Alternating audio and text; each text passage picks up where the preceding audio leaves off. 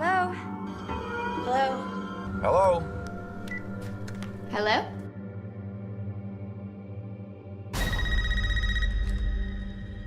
Hello? What's your favorite scary movie?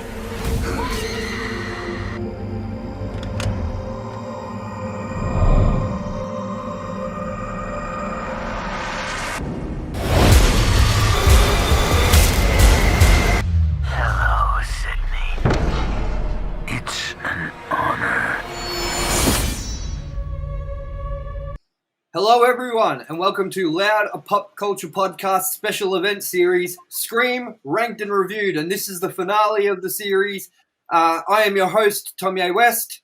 Alongside me is my co-host as always, is ALANNIS Maximus, and we're here for the big one. We're here for the big finale. We're here for Scream 2022, Ranked and Reviewed, the finale in our Ranked and Reviewed series. How you feeling, Alan? How you feeling about this? I'm feeling good. It was a good time, and I'm still having a good time thinking about it. I'm happy to be talking about it, and it was just good. Good. It was good. Now, before we get into things, before we get into anything, we're going to explain the way this episode's going to run for you all. Now, we're going to give our opinions, we're going to give some impressions, we're going to give our overall thoughts without spoilers to begin with. And then we're going to give you a firm warning when spoilers are going to kick in. And that's on you to make that call then. If you want to sit through the spoilers, if you haven't seen the movie, and hear our final thoughts and verdict. And if you don't want to, well, go see the movie, wait till you get to see it, and come back and join the discussion again from the part you didn't get to see with the spoilers. So I hope everyone understands that. Alan, are you happy with that? That's how we're going to go? I'm happy with that, and most of all, I hope Ghostface listened to that, because he did give us a stern warning. So, Ghostface, I hope you're happy with that. Exactly. In case you're wondering what we're talking about, referring to at the start of the movie, this isn't a spoiler, so, it's more a warning of a spoiler that we got in the cinema, which was surprising. Just before the movie started, before we even got any of the logos for the movie, companies that are the production companies, we got Ghostface warning us that the number one rule of this movie, when you see it, is to not spoil it and ruin it and talk about it at the end of the movies, which me and Alan had a very good giggle about in the cinema, because I was thinking of leaving the cinema, with the line, everyone lining up to go to see the next session of it and being like, can you believe it was Darth Vader? Whoa! So, yeah. So overall impressions. Let's give you our overall impressions. First of all, I really liked the movie. I thought it was a fun watch. I definitely recommend you go see it in theaters, because it is an experience, especially with the sound. I believe the Dolby Digital surround sound, I believe, was just on point for this movie, and it makes for a much more enjoyable sort of experience all around. I also believe seeing it on the big screen is the way to go, and also going in and getting that sense of excitement rather than waiting for home video and sort of watching it on a smaller screen and having that build up sort of be less effective, I guess. Alan, what do you think? I agree 100%. I think for the full effect, I think definitely you either want a really good damn home theater or to see it at the cinemas, because the Dolby Digital was on point. It actually kind of made me kind of go, huh? A couple of times. Yeah. So, yeah. You don't want to lose out on that, I don't think. No. And, what was your overall thought on the casting, the legacy characters, the new characters, that sort of thing? I think it was the least painful new cast since the second movie, which I really liked. I just hated, maybe it was their job to be abhorrent in the third one, but I hated most of the characters in that. The fourth one was alright, but this one, I actually had a lot of fondness for a lot of the characters, if not most of them. Yeah, I agree totally. There was some surprise sort of appearances. There was some awesome, reveals, which obviously we're not going to get into. And there was just some really cool ideas with the story that I thought wasn't a retread of the same formula. I sort of felt like it was this is a new era of Scream. I felt like this is a great way to bring in that new era, and I'm really hoping that we do get this trilogy that this is intending to be, with the remaining cast that we have from this, like still being a part of the next installment. You know what I mean? Yes, yes. Yeah, and I mean, overall, like, how do you think the Ghostface was this time? How do you think he was portrayed this time? I liked him a lot. He was very, especially in the very start, it was a different approach, a clearly different approach in the way he talked and the way he acted, and I really liked that. I really liked this Ghostface. Yes, and I think that the trailer does a good job of masking elements where you think they'll be somewhere else in the movie. Shots, certain things. I think the trailer did a good job of throwing us off with parts that seemed to be in certain areas that they weren't. And so if you watch the trailer, it really doesn't give a lot away, I believe. I believe there's some shots in the trailer that also didn't make the movie. One of them being, I don't know if you saw it, Alan, which is Ghostface is doing this and you see his shadow on the wall. Yeah. Yeah, I don't believe that was in the movie, was it? Not that I noticed, no. Yeah. So, I mean, it's really hard to talk about this movie without getting into the nitty-gritty of it all. So, I mean, when should we cut this off, man? When should we do the spoiler? When should we let everyone know that spoilers are kicking in? I think now it's difficult not to spoil things, and I don't want to shoot anyone in the dick out there and drop something. It's hard, isn't it? Exactly, because I'm trying to talk about it in a way that's not giving anything away. You know what I mean? And yeah, it's kind of hindering my sort of thoughts on the whole thing because I'd like to talk them out. Yeah. So I guess we're just going to do a big X here. X going to give it to you. Spoilers from now on. Again, X going to give it to you. Spoilers. You've been warned. So it's on you now. 3, 2, 1. I can't believe it was Darth Vader. Okay, so one of the main things I want to bring up is the Billy Loomis appearance. Yes, I can still remember pretty much an audible "what the fuck" from both of us when that happened. Exactly. We literally saw this movie at 4:10 today. It is now 7:47 p.m. So we literally saw the movie, got home, got our shit together, and started recording. So audibly, we both said, what the fuck, when this Billy Loomis appearance happened. I mean, what did you think when it came up? First of all, my first thing, I just want to say, I was like, is this CG? And then was it CG on Billy Loomis coming back and them recreating his face to look like he did when he was back then? Or was this another actor with the CG face of Billy Loomis on it? That's what I want to know. What are your thoughts on that? I'd like to know as well. I've got a feeling it's probably him and he's just been given the touch-up. Yeah, they're getting pretty damn good with that kind of thing, so it could be either way without officially looking. And it sort of was an enjoyable experience every time that appearance came into the movie. I was intrigued by that, you know what I mean? I was like, ooh, like, I just want to see more of this, you know what I mean? And how did you think that connection with Billy Loomis to the story, the plot was? Do you think that held weight? Do you think that was a good plot point? How do you feel about that? I think it was pretty great. I think it was the best they've done connecting it back. Like, I think Billy's mum in the second one was questionable, whereas this tie back, it was less tacky. It was, hey, this kind of, I can see this happening. Yes, completely. Some other plot points that I want to say, first of all, we're in spoiler territory, so as I said, we're warning you, but I'm kind of bummed with one aspect to this movie, and I might have told you that in the theater, I think I did, which was that I had picked one of the killers way ages ago. By watching this trailer, by watching everything to do with that I have with Scream, I picked Amber as the killer. And so when it was revealed that it was her, I was a little bit not shocked. You know what I mean?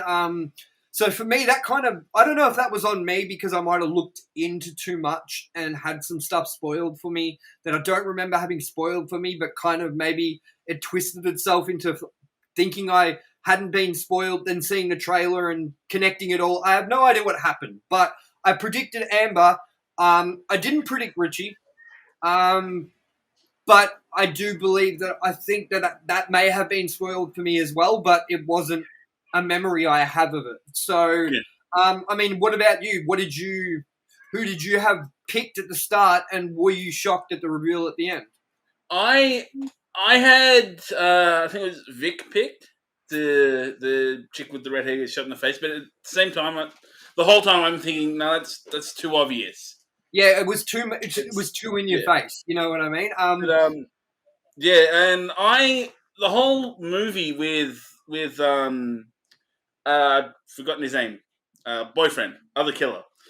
I was Richie. on and off. I'm like, it's him. It's not him. It might be him. Yeah. It was interesting. And you know what? I was thinking the same thing every now and then, and you know why? Because he was very likable. And what have we said about every one of these fucking movies? Is that majority of the time, minus number 3, it's the likable one. You know what I mean? Maybe not so much even in Scream 4, but in Scream 1, Scream 2, that pattern was Stu. You really like Stu. You really like Mickey. And you really, really like Richie in the new one. So I was kind of thinking, oh, there's something to that because that's kind of been the MO for some of these movies, you know what I mean? But also, how did you feel about I'm going to just say it, the lack of inclusion of Sidney Prescott in this movie? I thought it was very noticeable. I was interested. I can remember at one point in the movie, probably about halfway through the middle act, going, well, I guess she was just a cameo and I'm a sucker. That's what I thought. I thought it was very weird how little she was included in it. Even Gail Weathers had more screen time. Well, Courtney Cox had more screen time than Neve Campbell did. I almost feel like, it was another sort of Scream 3 situation where they didn't have access to Neve Campbell for as long as they wanted and kind of wrote it around that fact, or if maybe this could have been their intention the whole time, which was just kind of have her a part of it, but kind of not so much that it didn't have enough to let the new characters in to shine. You know what I mean? So, and another thing that you guessed and me, we both kind of guessed it, but you mainly guessed it, was that Dewey is no longer a part of the Scream franchise. Dewey. And not only that, I picked it in that trailer. If you go back to our last review, I said he is dying in this scene. We have seen the beginning of his death. You did, and we did. We saw the end of Dewey as sheriff. Well, he was already the end of not a sheriff. He was retired. But we saw the end of Dewey as a cast member. He bit the dust in this movie. And how do you feel about it? How do you feel about that being what happened? His entire role in this movie felt very Han Solo in The Force Awakens. Like, you could tell from the start of it, you're like, yeah, he doesn't want to. He's dead. Like, the second he showed up and the way he acted, it's like, yeah, you're dead. You're dead, Dewey. I know this. This. But I will say, I really enjoyed his character a lot more in this movie than previous installments. I believe his acting was a lot more. It was way more up to standard. I feel like he wasn't as B grade feeling of a cast member, you know what I mean? Because I do feel like that was his sort of thing through this whole series is he's had the B grade sort of feeling to him where he's like not the strongest actor.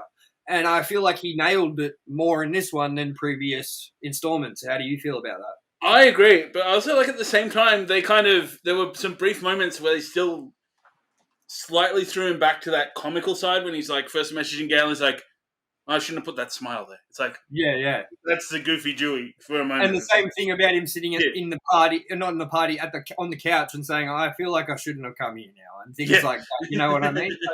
So, I totally agree. But and also, his limp. He finally learned how to limp.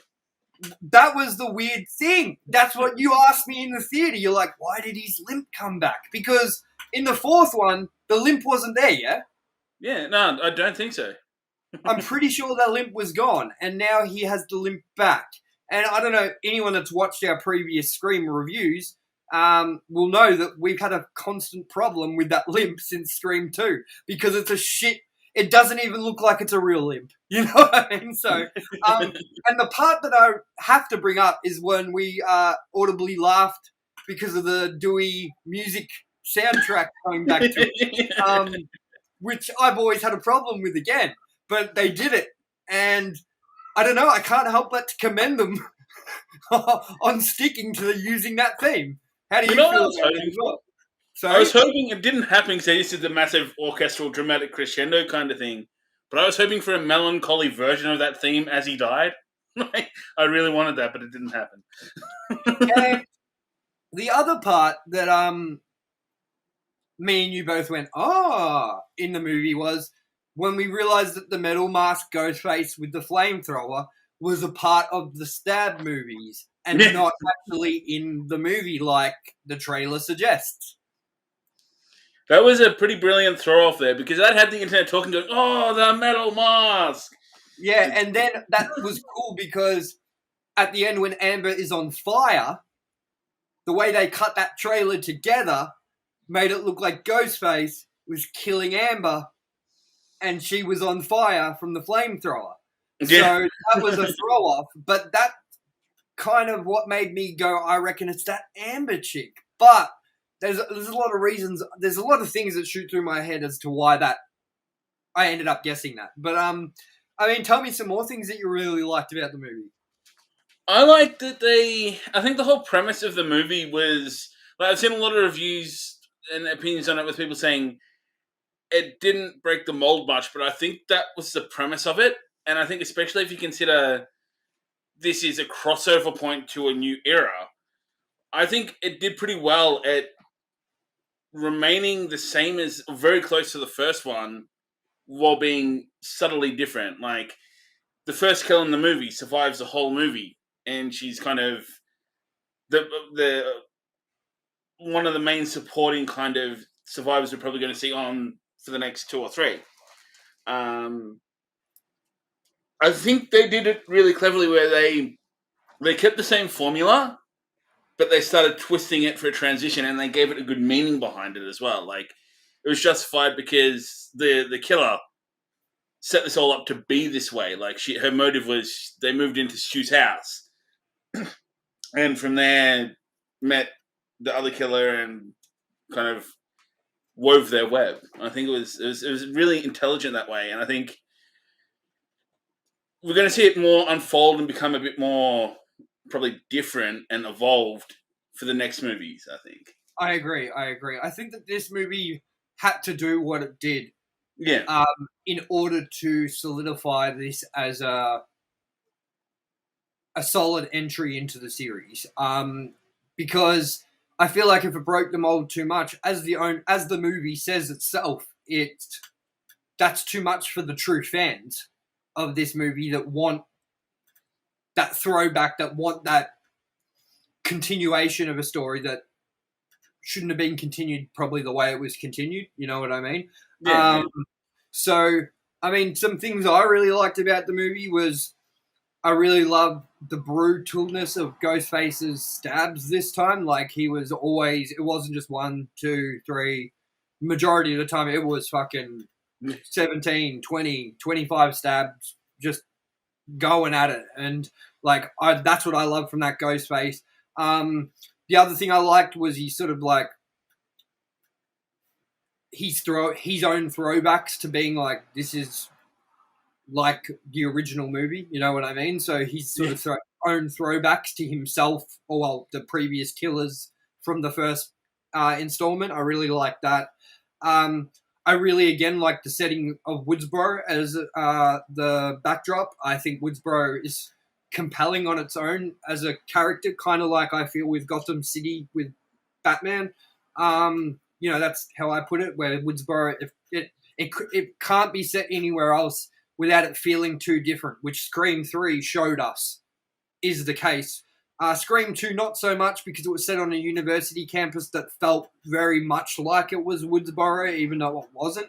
But Scream 3 took us completely out of that setting, and I don't think it worked. And Scream 4 returned to Woodsboro, and as you know, I put Scream 4 at number 2 on my list when we last left it. So I think that Woodsboro plays a big part into how I feel with these movies. And the setting of these movies create. How do you feel about that? I agree completely. I think the police in Woodsboro are getting more and more useless as well. It's interesting. Definitely. Another legacy, I guess you could say, legacy character wasn't brought until Scream 4 was Officer Judy. Yes, it's good to see her. It was good. And there's some things I have question-wise about that didn't line up with that. Like, did she ever mention in Scream 4 that she had kids? Because she was trying to hit on Dewey a fair bit and making him lemon squares and stuff like that in Scream 4. And you could tell it was that she was very into Dewey. And I don't believe that she mentioned that she had kids at any time at that point. And they do mention in this movie that it was back in 2011, this is the same thing that happened.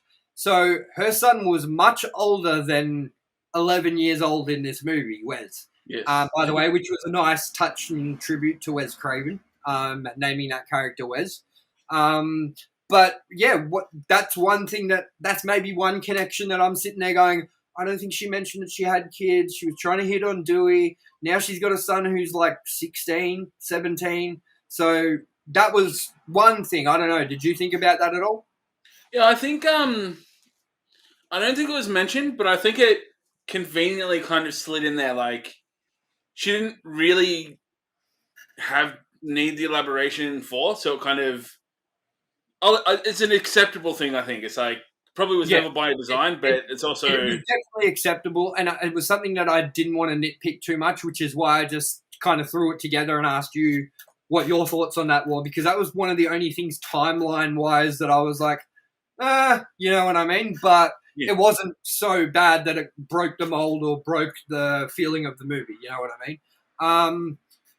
Also, we've got to talk about it. How did you feel about the opening of the movie, with the opening kill, the opening thing? How effective do you think it was, and how do you think it stacks up to the beginning of the other 4 movies in the series? I think it set the stage pretty well for subtle differences by having Tara live. And my first initial reaction from that, when they've gone, she's lived, was me going, oh shit, that's different. But it was still a solid opening. Like, live or die. It did kind of raise one thing that I found a bit weird. I don't know if I'd have to rewatch it to kind of get my bearings on it. And I think it's just going to be a thing in Scream movies, because it's kind of happened ever since the third one, where they were filming Amber. Yep. But Tara was and holding the knife in front of the camera. But the other killer was at the house. I was like, how are 2 people doing this? Like, I don't know.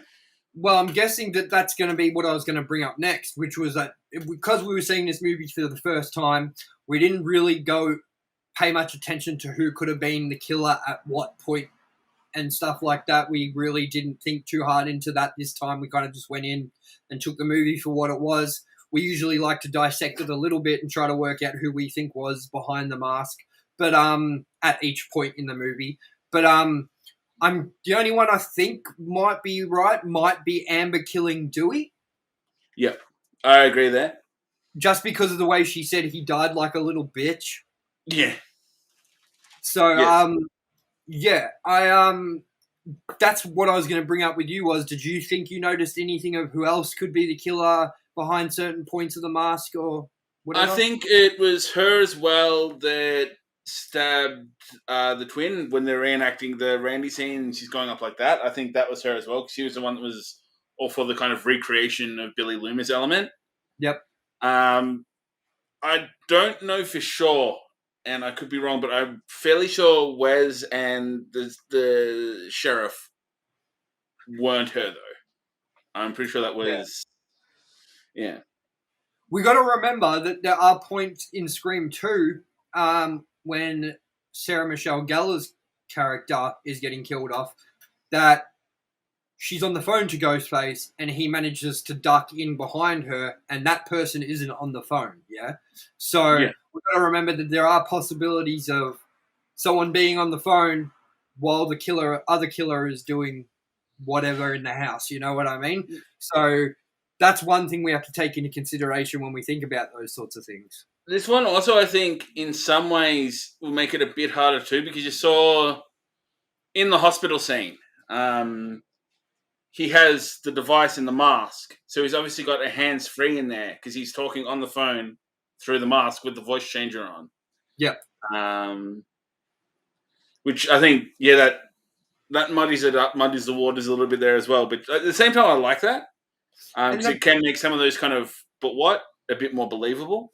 Yeah, and the question I also have is, how was there only one policeman in the whole of that hospital the entire time? And where the fuck was everyone? Yeah, where were the nurses? Where were the doctors and the nurses? Because that place was fucking... It may as well have been in the middle of nowhere. You know what I mean? But I think that the scene was so compelling at that point too, that once you were watching it, it didn't really... The backdrop didn't really matter as much. You know what I mean? I don't know if you felt the same, because I remember sitting there thinking, watching it going, where is everybody? This is highly unlikely that this amount of time of shit going on. I mean, they had plenty of time. They fought Ghostface. They shot him. They pushed him into the bookcase thing. They walked to the elevator. They said their little goodbyes on the elevator. They shut the door. He walked back, reloaded his gun. There is still nobody to be seen. Then Ghostface stabs him over and over. And then, not even that, as the camera's panning out, Ghostface just stands there and looks at him dead on the ground for a little while. And the only reason we're saying all these events in chronological order like this is because this is in a hospital. And there's no one around this entire time. I put it down to they're in Woodsboro and all the doctors and all the patients just gone, fuck this. Exactly. So, I mean, that's kind of a weird drawback, I guess you could take from the movie. But as I said, the scene was so compelling and what was happening on screen was so compelling, with it being Dewey's death and that sort of stuff, that the backdrop kind of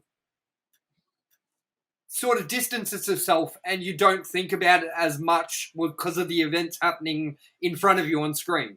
Would you agree with that? Absolutely.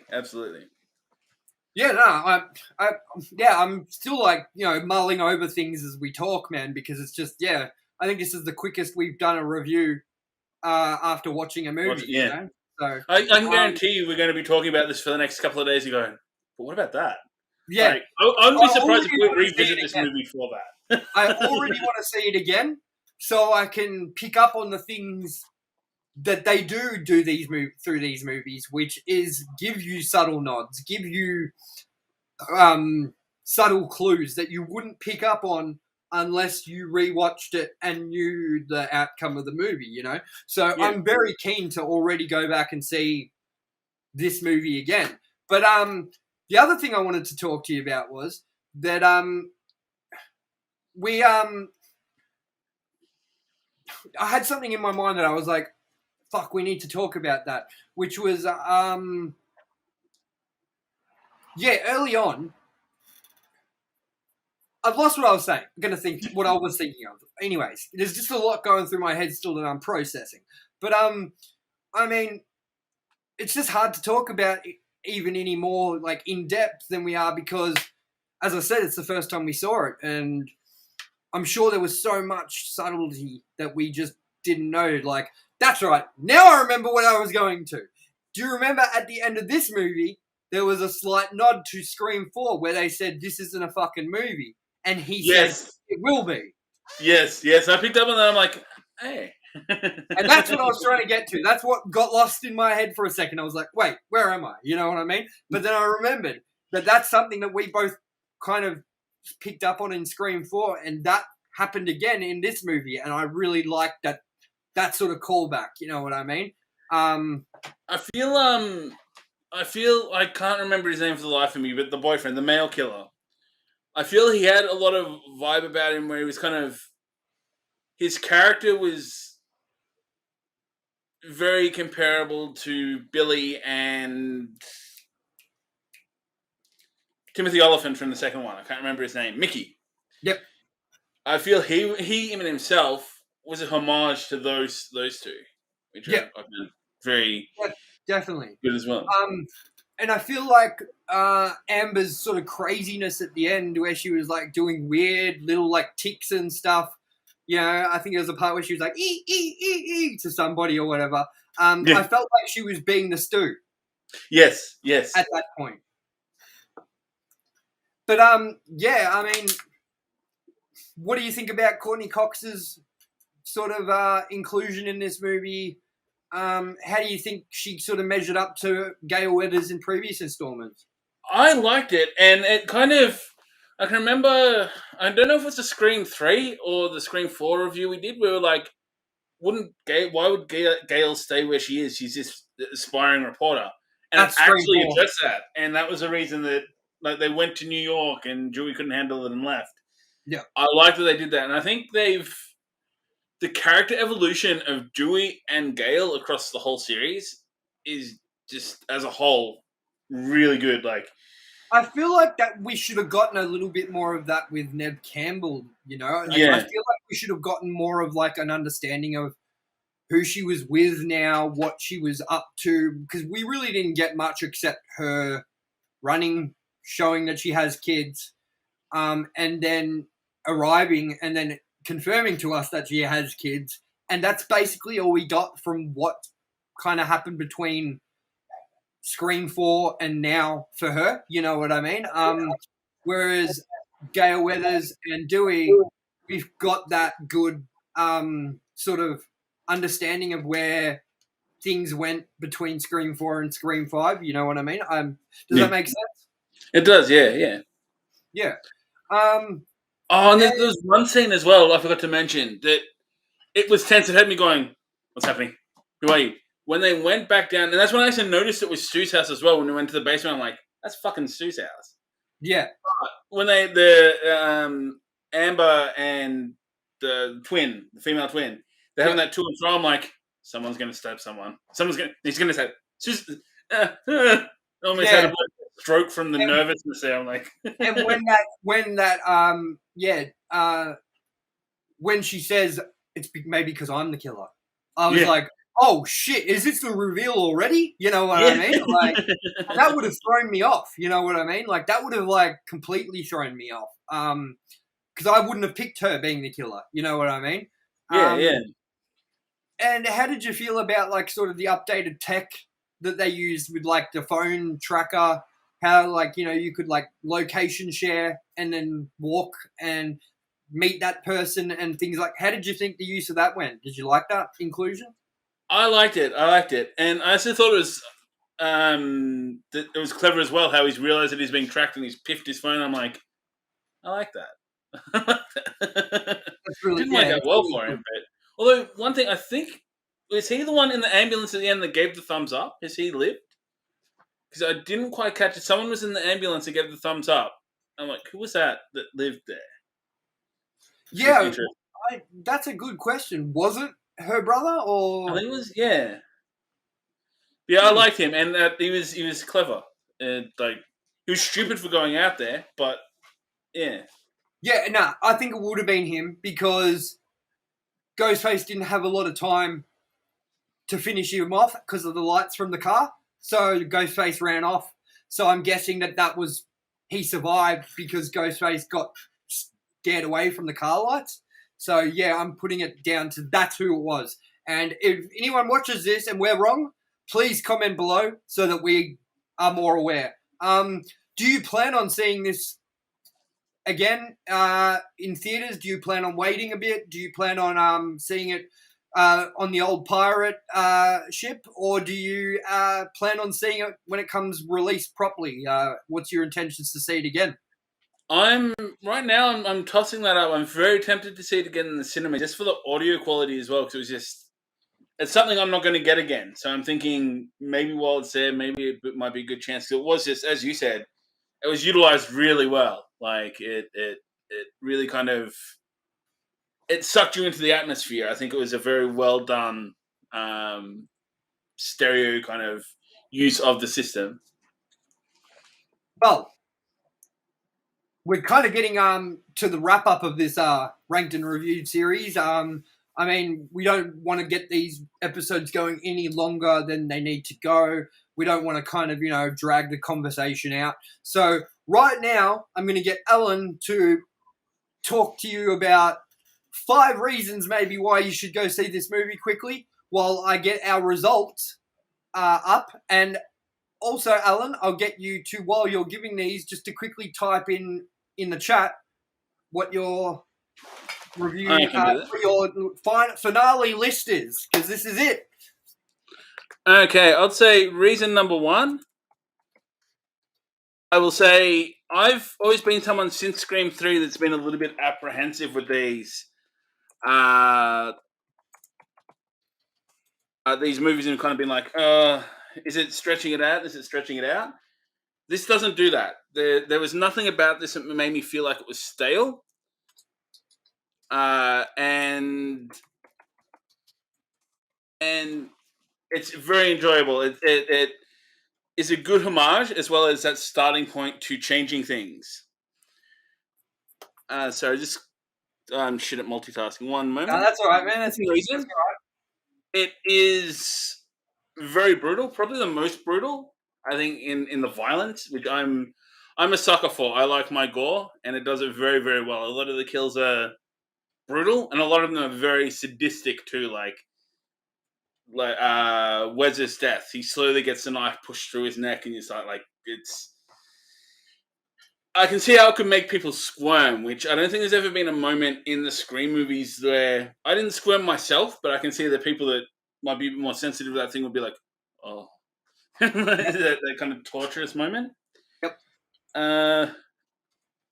Third one, as we touched on, David Arquette just isn't obnoxious in any way anymore. He was probably my favorite role in the movie. Yep. And that moment knowing he was going to die, when he's just like, I've got to shoot him in the head pretty much. I've got to do this. It actually nearly made me go, oh. Because you knew what was coming. And the cast, I think the next one as well, is the cast is just really bloody good. Like, there was no one I didn't like, no one I thought was tacky. Everyone had their kind of place. And for what they were trying to do, it really could have gone south. They could have had a ridiculous story like Scream 3. They could have had obnoxious new characters, but it all slotted well for a transition, like, and kind of, I think it's also timing as well. The timing is pretty much perfect to have that next generation of teenagers being around that can now be the step downs from, as we saw, the twins were the niece and nephew of Randy. Yep. So it all fits together well, and also expands a bit more of Woodsboro as well. And solid movie, very, very solid movie. I am very close to having your ranking ready to go. What's the next thing? And the most important reason, they brought back Dewey's theme. Because, I mean, if you don't hear Dewey's theme when he walks in and has to do something dramatic, why are we even watching these movies? Exactly. All right. Sorry, 1 second, man. I am just getting these looking nice. You know what? I'm just going to write it the same way I did for mine. 1 second. I will bring up my ranking so we can discuss it quickly. My ranking is Scream, followed by Scream 2022, followed by Scream 4, followed by Scream 2, followed by last, Scream 3. What are your thoughts on that list, man? That is very, very, very spoiler alert, close to how I see it. Very close to how you see it. I see this movie. I could happily have called this they go on about the whole requel thing, and it felt like if we hadn't had Scream 2, 3, and 4, this would be a perfect sequel. Like Definitely. it goes. I'm so close to saying it's as good as the first, but there's a It is. few little things that just put it that little bit below. Like I'm so close to putting them on even ground. Definitely agree. It was a tight thing for me picking between Scream and Scream 2022. I liked both pretty equally, and you know what? Even thinking harder on it, I might even switch them. But for now, I'm going to leave that ranking as it is. I'm pretty happy with that. I believe that nothing should go before the first one. The first one kind of reined it in, and I believe that Scream 2022 is on par with that. But as it is a follow-up, by that, it has to go in second place for me. And now we're going to reveal your ranking, which is Scream 2022, Scream 2, Scream 4, Scream 3. So the only ones we have flipped is Scream 2 and Scream 4. Yeah. And they're literally just flipped the opposite way. So we both pretty much fall in the same category of where we ranked this series, where we ranked the newest movie. And it feels good that we got this done. We actually achieved what we wanted to achieve. And we really hope that everyone enjoyed this along as much as we enjoyed doing it. It was a really fun series. I mean, what's your wrap-up thoughts on this, mate? I think, as you said, it was a very fun little journey, and it's gone very fast. It's been very enjoyable, and I hope you guys have really dug this as well. And going by what we've been seeing from feedback, likes, interaction, I think you have. So looking forward to doing this again with next Jackass. And yeah, Jackass Ranked and Reviewed will start next week. But right now, we have something to get to, and that's getting this review up ASAP. So thank you for joining us for our Loud, a Pop Culture Podcast special event series for our Scream Ranked and Reviewed series. We really enjoyed doing it. I'm your host, TOMYE West. This is my co-host, ALANNIS Maximus. If you could please go like our Facebook page. Then that way you can keep up to date with what we're doing. Follow us. Learn about delays, which happen quite frequently because that's just the way it goes. And yeah, if you could support us by also subscribing right now to the YouTube channel, and yeah, commenting and being a part of the community, we'd really appreciate it. And the support you guys have shown so far, the people that have done this already, we can't thank you enough. And we look forward to bringing you heaps more content in the coming weeks, in the coming week even. So thank you, Alan, for doing the series. And we are signing off. Thank you, everyone. Good night.